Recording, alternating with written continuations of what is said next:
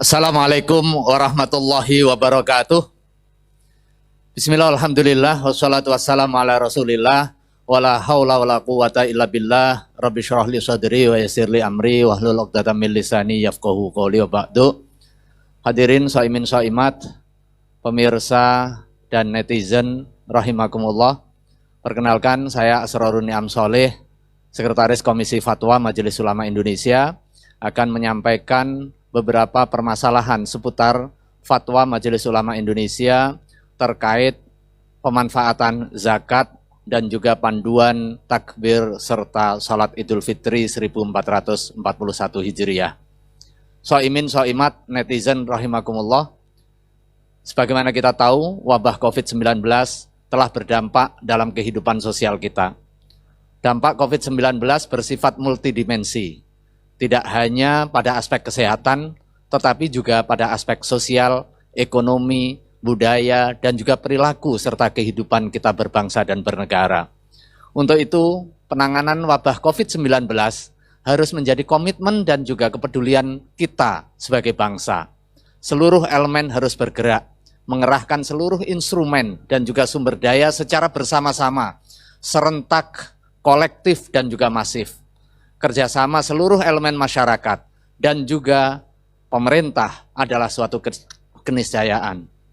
Dalam hari ini, Majelis Ulama Indonesia sebagai wadah ulama, zu'ama, dan juga cendekiawan Muslim Indonesia terus melakukan ikhtiar serta upaya dalam memberikan kontribusi keagamaan guna penanganan COVID-19. Hingga kini, setidaknya sudah ada 5 fatwa yang ditetapkan untuk dijadikan panduan bagi masyarakat muslim.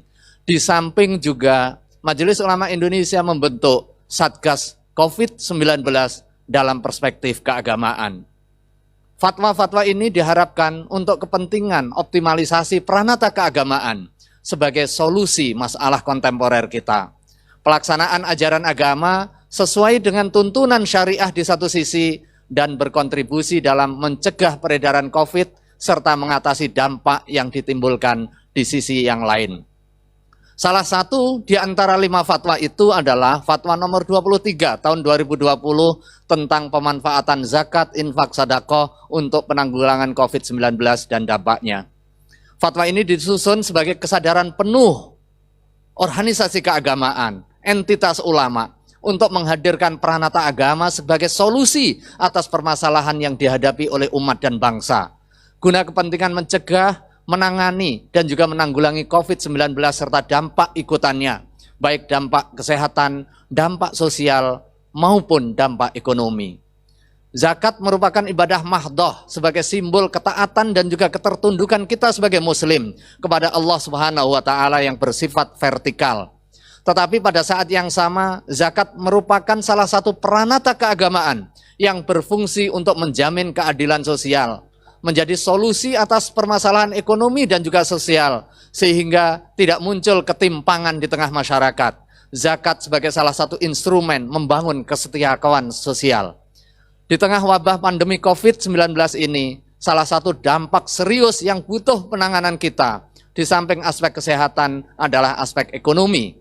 Karena itu, Komisi Fatwa MUI menegaskan bahwa zakat boleh dimanfaatkan untuk kepentingan penanggulangan wabah COVID-19 dan dampaknya. Dengan ketentuan-ketentuan tentunya.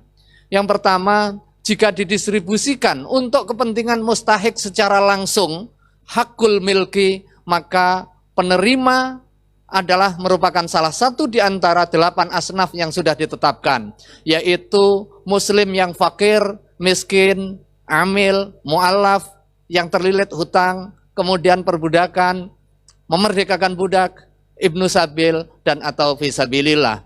Kemudian distribusinya boleh untuk kepentingan modal kerja, atau berbentuk uang tunai, berbentuk makanan pokok, keperluan pengobatan, atau hal yang sangat dibutuhkan oleh mustahik. Pemanfaatan harta zakat juga boleh bersifat produktif, seperti untuk kepentingan stimulasi kegiatan ekonomi fakir miskin yang terdampak wabah. Kemudian jika didistribusi untuk kepentingan kemaslahatan umum, maka ini dimungkinkan dengan mengambil salah satu di antara 8 asnaf, yaitu asnaf fisabilillah. Pemanfaatan dalam bentuk aset kelolaan atau layanan bagi kemaslahatan umum, khususnya bagi kemaslahatan mustahik.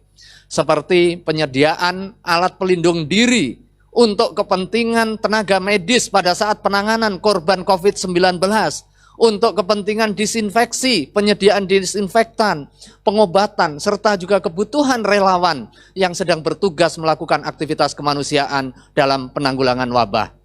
Zakat mal boleh ditunaikan dan juga disalurkan lebih cepat dari waktu wajib sebelum sampai 1 tahun penuh apabila telah mencapai nisab. Ini ditujukan agar manfaat zakat bisa segera diterima oleh mustahik yang terdampak COVID-19. Hadirin shaimin shaimat, pemirsa dan netizen yang berbahagia. Di samping zakat harta, ada kewajiban zakat yang lain, yaitu zakat fitrah. Zakat fitrah diwajibkan kepada setiap muslim yang memiliki kecukupan kebutuhan pokok pada akhir Ramadan yang didasarkan kepada jiwa. Zakat fitrah diwajibkan untuk kepentingan konsumtif, untuk kepentingan mensucikan jiwa bagi orang yang berpuasa, tuhratan lis-shaim, dan juga tu'matan lil masakin, memberi makan bagi orang yang miskin. Waktu penunaiannya pun juga fleksibel, mulai awal Ramadan sampai menjelang salat Id. Untuk kepentingan itulah kami menghimbau kepada masyarakat muslim untuk segera menunaikan zakat fitrah tanpa harus menunggu malam Idul Fitri tiba. Ini setidaknya memiliki 2 hikmah. Yang pertama, agar manfaat zakat bisa segera diterima mustahik yang membutuhkan. Dan yang kedua, agar tidak terjadi penumpukan orang dan barang di satu waktu sehingga potensial terjadinya penularan. Hadirin shaimin shaimat, pemirsa dan juga netizen yang berbahagia. Kami juga menghimbau kepada para amil zakat, las, bas, untuk proaktif mensosialisasikan teknik kewajiban membayar zakat dengan senantiasa mempertimbangkan dan juga memperhatikan protokol kesehatan. Memfasilitasi cara pembayaran berbasis digital, serta meminimalisir interaksi secara fisik. Pembayaran zakat tidak harus ketemu fisik. Di dalam keterangan fikih tidak harus ada ijab qabul secara fisik bertemu. Di samping itu, amil juga perlu kreatif melakukan diagnosis atas kebutuhan real yang dihadapi oleh mustahik. Dengan harapan harta zakat yang diberikan kepada mustahik dapat menjadi solusi yang substantif atas masalah yang dihadapi. Bisa untuk mengatasi masalah kesehatannya jika mustahik sedang terbaring sakit, baik terkena COVID maupun sakit yang lain, masalah kebutuhan pokoknya, dan juga masalah ekonominya. Kebutuhan penanggulangan wabah COVID dan dampaknya yang jika tidak mungkin dipenuhi melalui harta zakat, masih bisa memperolehnya melalui instrumen keagamaan yang lain seperti infak, sedekah, dan juga sumbangan halal lainnya. Hadirin shaimin shaimat dan juga netizen yang berbahagia. Fatwa berikutnya adalah fatwa nomor 28 tahun 2020 tentang panduan kaifiat takbir dan juga salat Idul Fitri pada saat pandemi COVID-19. Fatwa ini disusun dalam rangka menjawab pertanyaan masyarakat dan juga guna dijadikan pedoman praktis bagi pelaksanaan takbir dan juga salat Idul Fitri 1441 Hijriah yang akan datang. Agar pelaksanaan sesuai ketentuan syariah dan pada saat yang sama berkontribusi dalam pencegahan penularan COVID-19. Ada 7 bagian dari fatwa ini yang merupakan panduan praktis. Hadirin shaimin shaimat, pemirsa dan juga netizen yang berbahagia. Bagian yang pertama menegaskan soal hukum bahwa sholat Idul Fitri hukumnya sunnah muakkadah, sunnah yang sangat dianjurkan karena ini bagian dari syiar keagamaan. Disunahkan bagi setiap muslim yang laki-laki, perempuan yang sedang berada di perjalanan, di rumah, yang sedang di rumah sakit, diberikan kesunahan itu. Salat Idul Fitri bisa dilaksanakan di tanah lapang, di masjid, di musola, dan juga di rumah. Ini hukum asal, ini bukan dispensasi. Bisa dilaksanakan di luar, bisa dilaksanakan di dalam. Tetapi kalau ada kebutuhan untuk kepentingan keselamatan jiwa, nanti ada ketentuan-ketentuan yang diatur berikutnya. Pada malam Idul Fitri diharapkan Kita menghidupkan malam Idul Fitri dengan takbir, tahmid, dan juga tasbih sebagai simbol kesyukuran kita kepada Allah Subhanahu wa taala, sekaligus doa kepada Allah Subhanahu wa taala agar COVID-19 bisa diangkat oleh Allah. Hadirin shaimin shaimat. Kemudian bagaimana pelaksanaan Idul Fitri di kawasan Covid? Salat Idul Fitri sebagaimana tadi ditegaskan bahwa boleh dilaksanakan dengan cara berjamaah di tanah lapang, masjid, musola. Kalau kita memilih tempat di luar rumah, maka harus ada kondisi salah satu di antara dua ini. Yang pertama, kawasan sudah terkendali pada saat 1 Syawal nanti. Apa indikatornya? Salah satu indikasinya ditandai angka penularan sudah menunjukkan kecenderungan menurun. Dan ada public policy terkait dengan pelonggaran aktivitas sosial yang memungkinkan terjadinya kerumunan. Berdasarkan apa? Berdasarkan otoritas yang punya kompetensi dan juga kredibilitas. Otoritas di bidang epidemiologi, otoritas di bidang kesehatan masyarakat yang amanah, yang kompeten dan kredibel. Kemudian kondisi yang kedua berada di kawasan terkendali atau kawasan yang bebas COVID dan diyakini tidak terdapat penularan. Apakah ada? Karena masyarakat kita luas, bangsa kita dengan daerah yang sangat luas, tentu ada keragaman kondisi faktualnya. Seperti di kawasan pedesaan yang terisolasi, kemudian di kepulauan terpencil, atau perumahan terbatas yang homogen, yang tidak ada COVID-19, tidak ada korban, tidak ada terkena, dan tidak ada orang lalu lalang keluar masuk yang diduga menjadi carrier. Sementara sholat Idul Fitri boleh dilaksanakan di rumah, terutama bagi masyarakat yang berada di kawasan penyebaran COVID yang belum terkendali. Tetapi baik dilaksanakan di luar maupun di dalam rumah, sholat Idul Fitri harus melaksanakan protokol kesehatan untuk mencegah terjadinya potensi penularan. Antara lain dengan memperpendek bacaan sholat dan juga pelaksanaan khutbah. Hadirin shaimin shaimat, pemirsa dan netizen yang berbahagia. Kemudian bagaimana panduan sholat Idul Fitri berjamaah? Secara umum ini sama dengan aktivitas biasa, cuma bisa kita perpendek, kita percepat seiring dengan keamanan dan juga kenyamanan kita.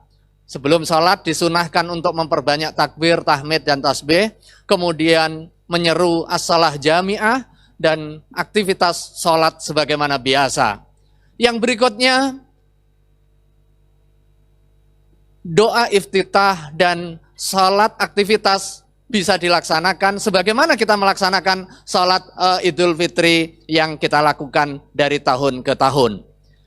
Ketentuan yang berikutnya, bagaimana tata cara khutbah? Tata cara khutbah bisa dilaksanakan baik di rumah maupun di masjid atau di tanah lapang. Khutbah Id hukumnya sunnah yang merupakan kesempurnaan sholat Idul Fitri. Dilaksanakan dengan 2 khutbah sebagaimana kita melaksanakan khutbah Jumu'ah. Jadi secara rinci diawali dengan takbir 9 kali, kemudian membaca hamdalah, alhamdulillahirabbil alamin, membaca salawat, kemudian Allahumma sholli ala sayyidina Muhammad, wasiat taqwa, dan juga membaca ayat Al-Quran. Kemudian duduk sejenak, setelah itu berdiri, membaca takbir sebanyak 7 kali, memuji Allah dengan hamdalah, membaca salawat, berwasiat takwa, dan mendoakan kaum muslimin. Hadirin shaimin shaimat, pemirsa dan netizen yang berbahagia. Kemudian bagaimana teknis pelaksanaan sholat Idul Fitri di rumah? Prinsipnya tata caranya sama. Bisa dilakukan dengan berjamaah atau dilakukan dengan sendiri. Jika dilakukan dengan berjamaah, minimal jumlahnya 4, 1 imam 3 makmum. Setelah itu ada salah satu di antaranya menjadi khotib. Tetapi jika jumlah jamaah kurang dari 4, atau jika di dalam pelaksanaan jamaah di rumah tidak ada orang yang memiliki kompetensi atau keberanian berkhutbah, maka sholat Idul Fitri dilakukan tanpa melakukan khutbah. Nah, khusus jika dilaksanakan sholat sendiri, maka bacaannya tidak perlu dikeraskan dan tidak perlu ada khutbah. Hadirin pemirsa dan netizen yang berbahagia, yang terakhir yang kami sampaikan soal panduan takbir Idul Fitri. Nah, di malam Idul Fitri perlu kita gemakan takbir, tahmid, dan juga tasbih sebagai kesyukuran kita atas kebesaran Allah Subhanahu wa Ta'ala, atas nikmat yang diberikan, sekaligus sebagai doa untuk kepentingan agar COVID-19 segera diangkat oleh Allah Subhanahu wa Ta'ala. Makanya kami menghimbau kepada segenap umat Islam, pemerintah dan juga masyarakat untuk menggemakan takbir, tahmid, dan juga tahlil saat malam Idul Fitri sebagai tanda kesyukuran kita kepada Allah, sekaligus doa yang kita panjatkan agar COVID-19 diangkat oleh Allah Subhanahu wa Ta'ala. Terima kasih, mudah-mudahan ada guna dan faedahnya. Sekali lagi kami mengucapkan taqabbalallahu minna wa minkum, selamat menyongsong Idul Fitri 1441 Hijriah, dengan harapan mudah-mudahan seluruh amal kebaikan kita diterima oleh Allah Subhanahu wa Ta'ala, dan Allah Subhanahu wa Ta'ala mendengar doa dan juga munajat kita, sehingga wabah COVID-19 diangkat oleh Allah Subhanahu wa Ta'ala dan kita kembali hidup normal menuju bangsa Indonesia yang baldatun thayyibatun wa rabbun ghafur. Terima kasih, wal afu minkum wallahul muwaffiq ila aqwamit thoriq. Wassalamualaikum warahmatullahi wabarakatuh.